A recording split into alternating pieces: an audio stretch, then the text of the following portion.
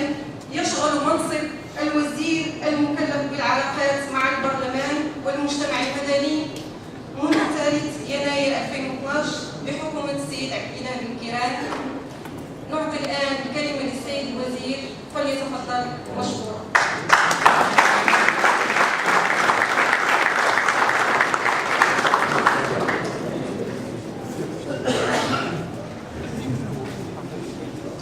بسم الله الرحمن الرحيم، والصلاة والسلام على سيد المرسلين وعلى آله وصحبه أجمعين. اسمحوا لي بداية أيها الجمهور الكريم أن أتقدم إلى جمعية كرازة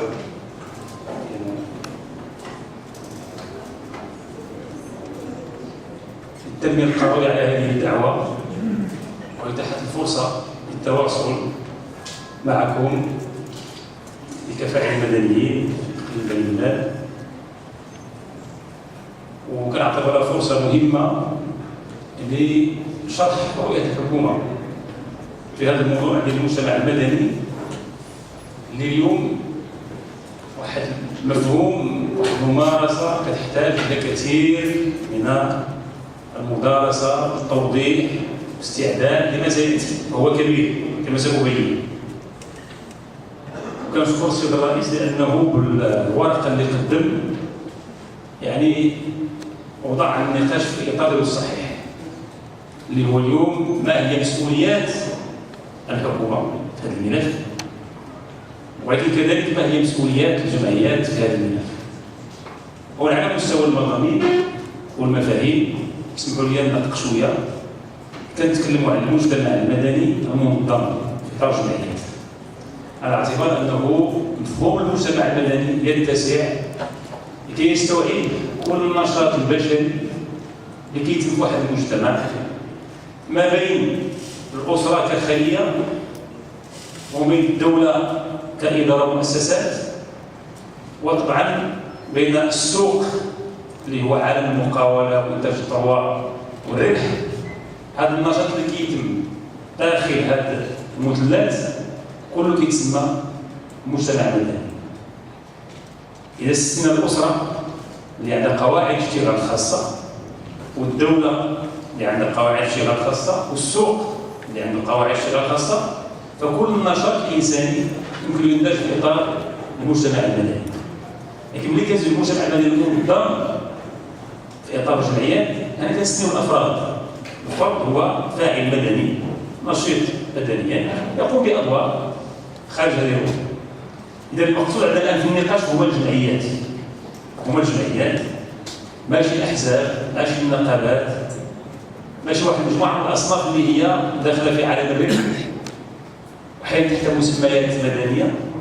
كنتكلموا عن الجمعيات اللي كتسم بالعمل الطوعي واللي كتحرص على الاستقلالية على الدولة وعلى السوق وعلى البعد الانتماء الدموي للأسرة والقبيلة وما شابه، وكتشتغل بمنطق المواطنة، أي أن خدمات موجهة للإنسان كإنسان بغض النظر عن أي انتماء ديالو. وبطبيعة الحال كنتكلموا على يعني الجمعيات اللي هي واحد العمل غير ربحي بقوة القانون يبني على الخدمة التطوعية للمجتمع. يمكن نضيفوا ما كتساهمش في السعي نحو السلطة، لأن هذا فوق الموضوع الأحزاب السياسية. مجموعة من الخصائص كتميز الفاعل المدني اللي هو اليوم موضوع النقاش ديالنا بالمنطق الدستوري، كنتكلم عن الدستور. غنواجهوا سؤالين: شنو الحكومة اليوم موجودة في هذه الجمعيات؟ وشنو هي اليوم مهام هذه الجمعيات باش كذلك في مستوى التحديات الدستورية الجديدة. لكن قبل ذلك تسمحوا لي باش ندير واحد الاختبار ضرورية، لأنه كما يكاد يجمع أغلب المخططين الاستراتيجيين أن أي نقاش ما فيش واحد الرؤية واضحة وما فيش واحد برنامج يعني عمل حامل هذه الرؤية باش ينزل الواقع وما كاينش انخراط، ما تيكونش نجاح. لابد من الحلقة الثالث. ولا نخصنا نستوعبوا يعني المغرب اليوم كدولة كمجتمع كشعب شنو هي الخصائص ديال هذه المرحله اللي كيعيش فيها، واللي هي عندها واحد العنوان انها كتنظم اليوم وهي في بدايات التنظيم في اطار واحد الدستور جديد. لانه احيانا نقاشات مع المواطنين مع مختلف الفاعلين كيبان بانه هذاك الدستور بحال بغى يولي شي حاجه عاديه، داز ديك الصعب والحراره ديال 20 فبراير والشارع وكذا، وجد الدستور وجد الانتخابات الحكومه وجد كذا، حنا بغيو ندخلوا في نقاشات احيانا هامشيه ما مستوعباش طبيعه المرحله وطبيعه المشروع اللي المغرب اليوم يعني كتحدي مفروض عليه كدوله وكمجتمع، اللي هو واحد السؤال صعب وخطير باش نقولها شي موضوع. اليوم اصلاح اوضاع المغرب اللي البارح قبل حوالي سنتين كانوا المغاربه يقولوا في الشارع الشعب يريد اسقاط الفساد والاستبداد. واش في هاد العامين كملنا في الظلام بقى لا فساد لا استبداد وبغينا نستحقوا حياه عاديه؟ ثم واش كاين اللي باغي يلعب هاد اللعبه بغا يدخلنا في الحياه العاديه؟ ما وقع والو، البارح غير المغاربه غلطوا ودابا راهم يصبحوا يديروا الامور عاديه، ولا كاين شي حاجه صعيبه خصنا نفكروا فيها باش تعالج حقيقه ونخرجوا من المعارف الهامشيه الى صلب الاصلاح. حنا كنعتقدوا بانه هذا الشيء اللي وقع قبل سنتين واللي كان عباره عن احتقان اجتماعي كان شروط الانفجار، الا انه بلطف الله حكمه جلاله الملك بدور الاحزاب السياسيه بدور المجتمع المدني بدور كل الطاقات الخيريه في البلد افلتنا من الزوبعه وافلتنا من العين ديال الاعصار. شنو وقع؟ ولا جا الدستور يجاوب علاش جاي يجاوب، وصراحه غادي في اتجاه ديال انتاج اجوبه